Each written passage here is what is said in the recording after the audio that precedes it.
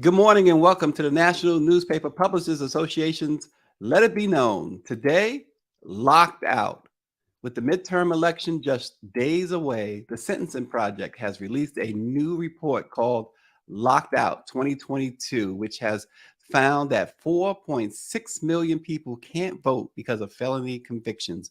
Researchers pointed out that the number amounts, I should say, to 1 in every 50 adults, with 3 out of 4 disenfranchised living in their communities having completed their sentences or remaining supervised while on probation or parole. Joining us now to discuss this is Nicole Porter, who was named as a new civil rights leader by Essence Magazine for her work to challenge mass incarceration. Nicole manages the Sentencing Project's state and local advocacy efforts on sentencing reform, voting rights, and confronting racial disparities in the criminal legal system. Nicole Porter, welcome to the Black Press of America. And you're on mute, Nicole. There you are. Okay. All right. I was just saying thank you so much for having me. I appreciate being with you. Oh, absolutely. What a report you guys released just in the last several hours. Tell us about the report and what might be the most startling thing the Sentencing Project found. Well, yeah, thank you so much for engaging with the report. The report is a continuation of a series of reports that the Sentencing Project has published leading up to Election Day, and documents that millions of Americans are disenfranchised because of a felony conviction. This outcome follows the trajectory of mass incarceration in the United States. So because we lock up more people in the United States than other Western democracies, other countries throughout the world do, and more people are caught up in the extremely punitive criminal legal system, those outcomes follow people, and in some states, even for the rest of their lives, long after they've completed their sentence. So this report documents that 4.6 million American citizens are disenfranchised from voting because they are either in prison or, as the majority of them are, living in the community on probation or parole, and in some states, disenfranchised for life unless they're pardoned by the governor or seek some other remedy by an entity in that state. That includes states like Tennessee and Virginia, Kentucky, where people can be disenfranchised long after they've completed their sentence unless there's some other remedy they receive. So there are many shocking things in this report. One of the most shocking is the persistence of racial disparities, Black residents in particular who are disenfranchised from voting. Your audience will be surprised that that's a continuation of, deep policies, deeply racist policies in this country that started after the U.S. Civil War and have continued through Jim Crow and continue now in the era of mass incarceration. And this report found that 1 in 19 African Americans of voting age are disenfranchised because of their contact with the criminal legal system and their felony conviction history. And that's a rate that's 3.5 times greater than non-African Americans in the United States. So that is one of the most shocking outcomes, most shocking findings in the report. Yeah, and when you think about it, places like Florida, which is really highlighted in this report, a lot of southern states, of course, leading the way when it comes to the disenfranchisement of voters. But Florida, I know that's one place where laws have passed that allow those with felony convictions to vote, but it comes with certain strings. And we reported here on this show just recently, folks getting arrested in Florida, thinking they had their voting rights card, their voter card. They did everything that they thought they were supposed to do, and yet they were still being arrested for voting. Does the U.S. Congress have authority to legislate the enfranchisement of people with felony convictions in federal elections? Well, there is federal legislation that's been introduced, and that's a part of some of the major voting rights legislation that's been considered by Congress. an effort to expand the franchise to people in federal elections through what has been called the Democracy Restoration Act. Those provisions were included in the John Lewis Act and other good democracy bills, voting expansion bills that have been voted out of the House and are continue to be under consideration in the Senate. So if the US Congress wanted to affirm voting rights and wanted to guarantee that even the most marginalized amongst us could participate in the franchise, they could take steps to expand voting rights and guarantee the access of information, know your rights information for all eligible voters who are living in the community. And there are certain things that Congress could do. But for the most part, the expansion of the franchise is going to be done at the state level. And in fact, there have been some reforms since 1997. The Sentencing Project has documented that half the states in Washington, D.C. have worked at expanding the franchise. But to your point, you know, Florida voters voted in 2018 by ballot measure with overwhelming majority support to end lifetime disenfranchisement in that state for most people with felony convictions histories. And despite that strong popular support, the Florida legislature returned a year later and defined what completing a sentence meant, which included the requirement of fines and fees payment by newly eligible voters. So there are, you know, this report tells two stories. It tells the expansion of rights and the effort to increase the number of newly eligible voters with justice involvement, but it also talks about the backlash or the effort to chill voting, even post-reform in states like Florida and other parts of the country, where despite changes, there's been efforts to narrow what the impact of those changes can be.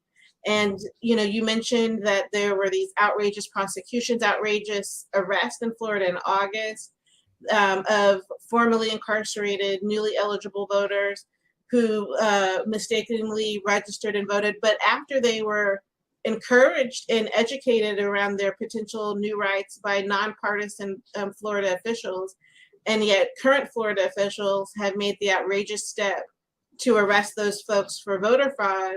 Those are 20 cases out of tens of thousands of eligible voters in Florida, emphasizing that voter fraud is a non-issue. But the people most vulnerable to these charges are directly impacted formerly incarcerated voters who are mostly Black and brown. Mm-hmm. Absolutely. And again, we're talking to Nicole Porter, the Sentencing Project.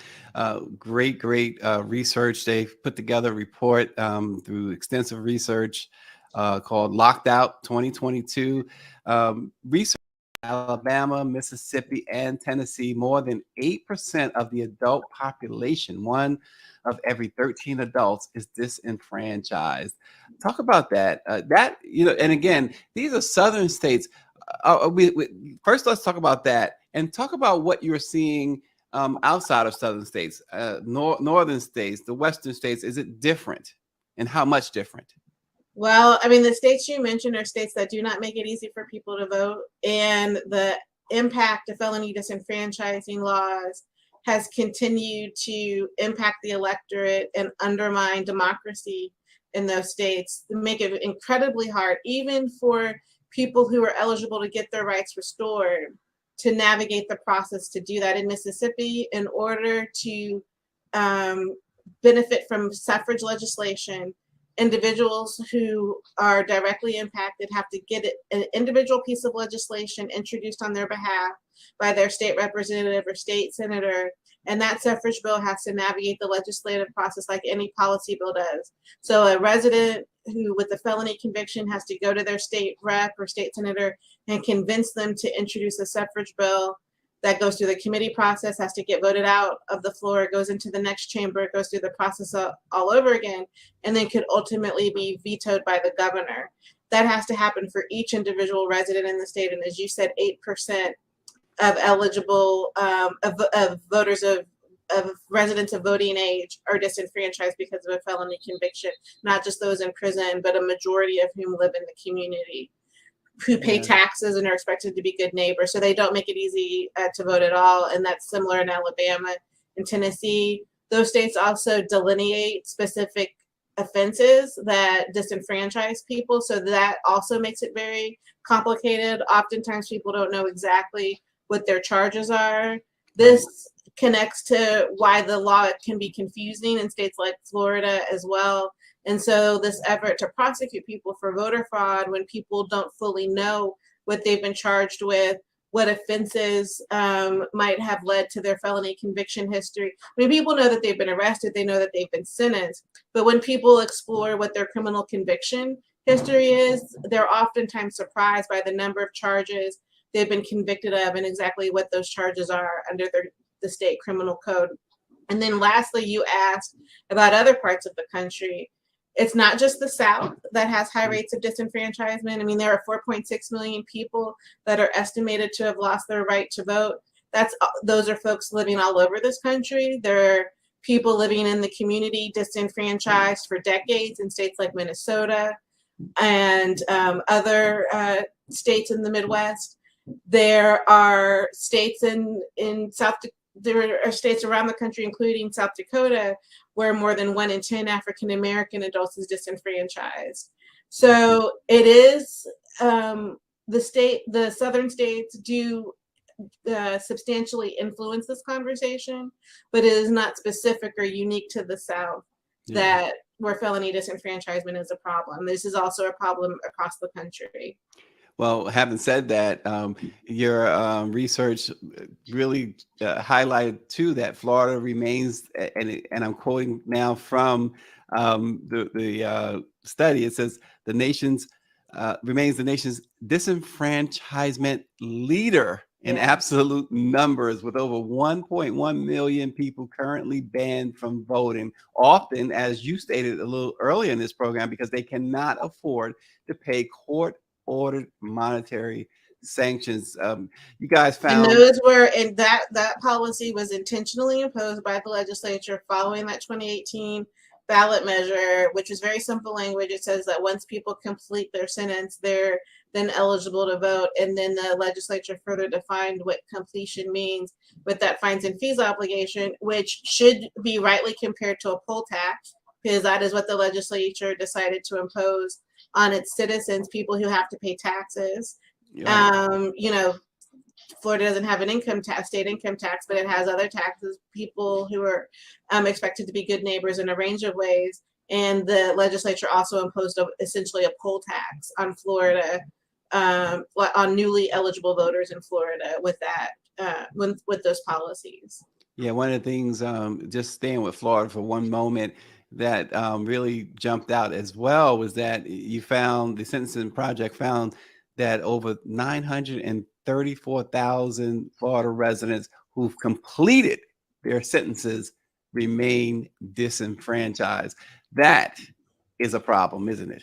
It's absolutely a problem, and it's one of the central issues that the report looks at highlighting, is that this idea of connecting voting to punishment makes the United States, and Florida in particular, an outlier.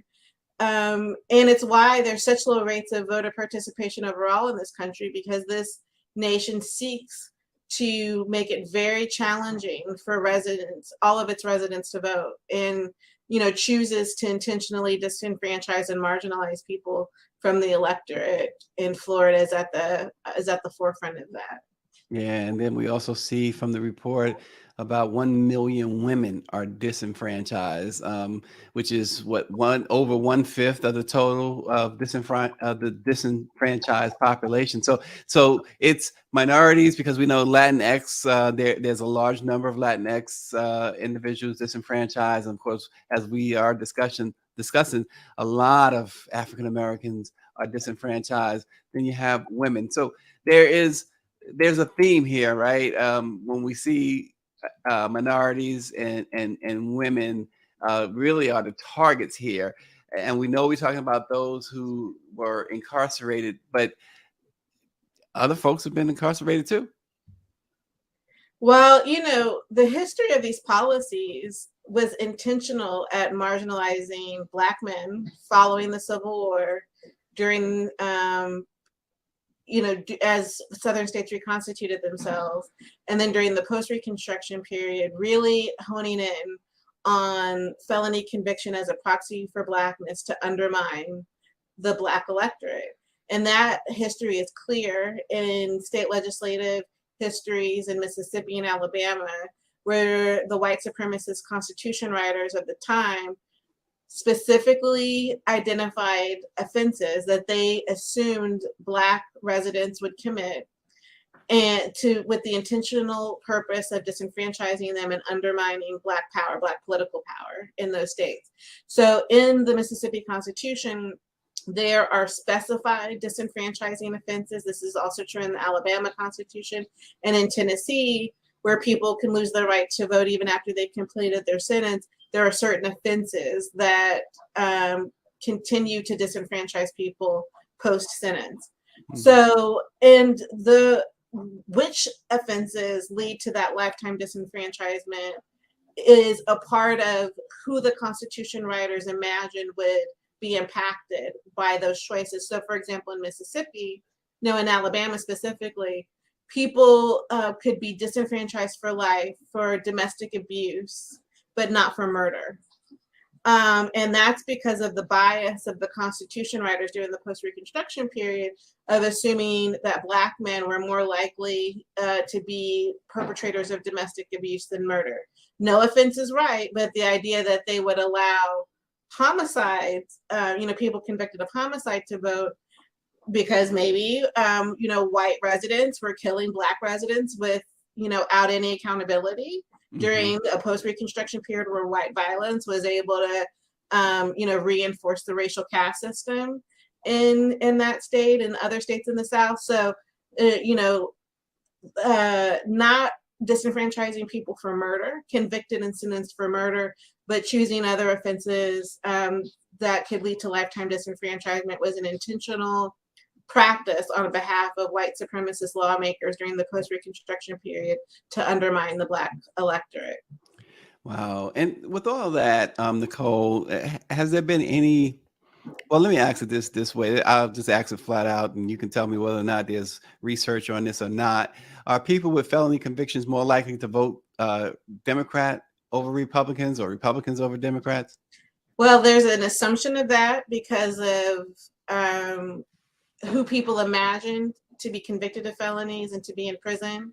I will say that disparity does not mean that there aren't a lot of white formerly incarcerated people who are also disenfranchised by these policies. Racism, anti-Black racism in this country is bad for everybody, including a large number of formerly incarcerated white residents in Kentucky and Mississippi and Alabama and throughout this country who are disenfranchised from these policies. In fact, in the report, we profile someone from Oregon who was sentenced, a white man from Oregon who was sentenced to life imprisonment and has since been released, and talked about the impact of losing his right to vote during his imprisonment. And I work closely with somebody in Kentucky, formerly incarcerated white Republican who has lost his right to vote. And I will also say that the Marshall Project and other publications have tried to survey currently incarcerated people around their political affiliation and have found that, at least of the folks that they've surveyed, that it is not what people imagine, that they're all, they lean to the Democratic Party. There's been a diversity in those surveys, and in fact, a large number of the people surveyed by the Marshall Project and their political representation surveys have identified as either libertarian or conservative.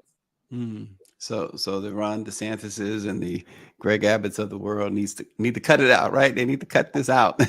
Nicole, everyone, to a person, whether you Democrat, whether you're Republican, or whether you're independent, view this election, this 2022 midterm election, November 8th, as critical. Certainly, Black voters view it as critical for Black people. What can be done to overcome this type of suppression? Well, I would encourage everybody to talk with your friends and family about what their voting plans are for November 8th. I would encourage people to engage with the report, seek out verifiable information online to confirm voter eligibility. People can often and should go to their state secretary of state's office. Coming up to the election, hopefully there are available telephone contact information on Secretary of State's offices to ask questions if there are any around eligibility. So to confirm your eligibility, particularly if you have a felony conviction history and you have questions about your eligibility in your state. I'm not a lawyer, so I'm not going to give anybody legal advice on Right. your show. But I do, really encourage listeners to engage closely with people. One of the most impactful conversations I had was in July of this year, where I was at a Justice Summit in New York, and I met a young man who had just been released from prison in Ohio and did not realize that he could be on community supervision in Ohio and was still eligible to vote. And so in a brief conversation with him, I let him know that, and he promised me that he would go register to vote as soon as he got back home. I said, well, you don't even have to wait. You can do it online, and encouraged him to go visit his, the online portal for Ohio so that he could register. But I think there are simple interactions like that that everybody can be having over the next couple of weeks. Now, it may be too late to register, but in some states there's same-day voter registration, or, people can vote provisionally, at an early voting location. So I would encourage people to look it up, to have that conversation with their family and friends over dinner, at happy hour, at church, and try to have one conversation between now and November 8th, particularly with someone who may question their eligibility, to confirm whether or not they are indeed eligible, depending upon the state that they live in. And they can look at the report that we have, and it can also direct them to other sources of information where they can confirm eligibility within their state.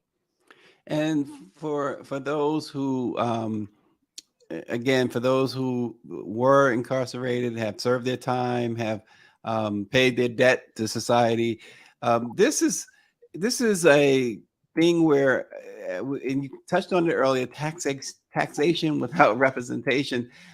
It's no different, right? You're telling them that they got to pay taxes, but you have no say in any of the process. And even in states that don't have a state income tax, like Texas and Florida, there's still requirements that citizens have to make, that residents have to make. They have to pay school property taxes, and you pay your property tax if you own a home, but you can't vote in the school board. You can't vote who sits on the school board and is responsible for stewarding and managing those funds for the local education policy in your county or in your locality. So there's a range of ways in which citizens are responsible, held accountable to be good neighbors, good residents. And then in states like Florida, depending on when and if they've completed their sentence, they can't even vote in the electorate. It's an outrageous policy whose time has come to end in this country. There's efforts to do that. There are active campaigns happening. Obviously, people in Florida have work to do that, and there's more work to be done to counter these voter suppressive tactics in Florida and other parts of the country that undermine, voter participation. And Nicole, is there anything else one can do if they are having any doubts about their eligibility to vote? They may have had a criminal conviction in the past, or whatever. Is there anything else that you would recommend, or is there information for them that they can go to, another source of information, just to make sure that they won't, as we saw in Florida, end up in handcuffs? It's very important. I would make sure to call the election protection line managed by the Washington Lawyers Committee on Civil Rights.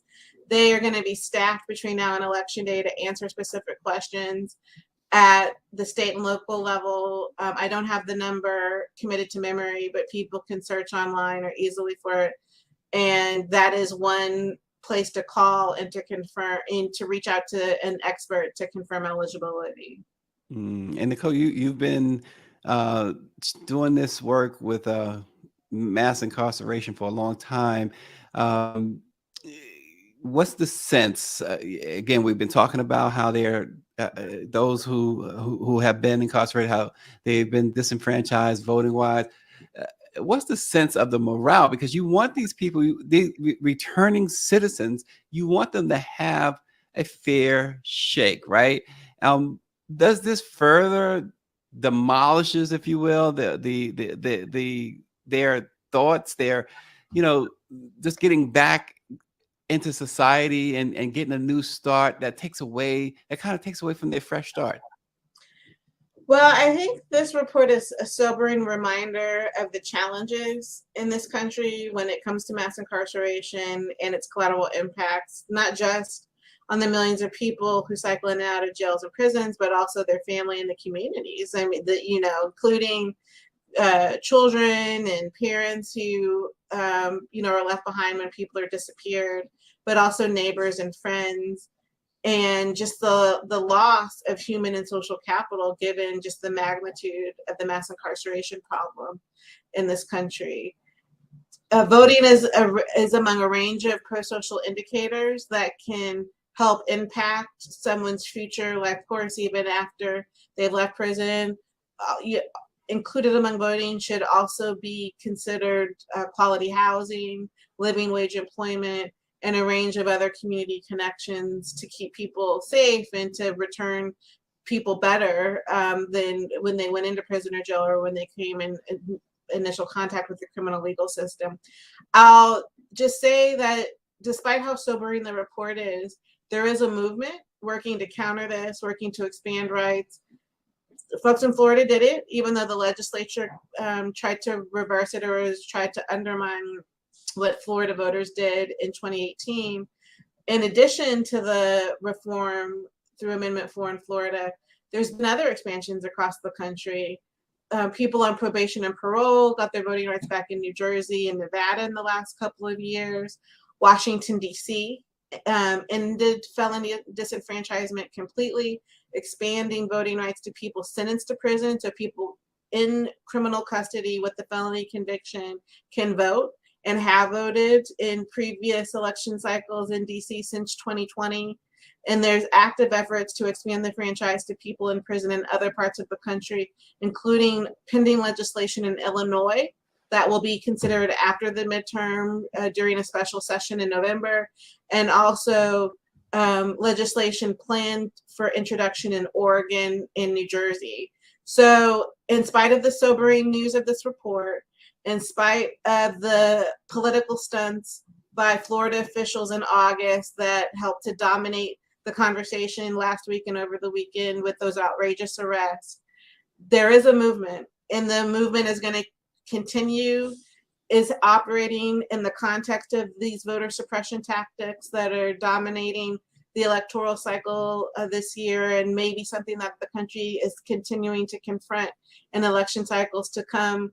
But there are active campaigns, there are active efforts to expand the franchise, even though people are actively voting to suppress it. Wow. Well, the report is called Locked Out 2022. You must read this report. You can find it at the Sentencing Project's website. It's called Locked Out 2022. We've also, the Black Press, we've reported on it today as well. You should be able to see it on blackpressusa.com really, really soon. Newspapers like the Washington Informer as well, washingtoninformer.com. Nicole Porter, a new civil rights leader who works for the Sentencing Project, we certainly appreciate you bringing this incredible information to the Black Press. Thanks for joining Let It Be Known. Thank you so much for having me. Appreciate it.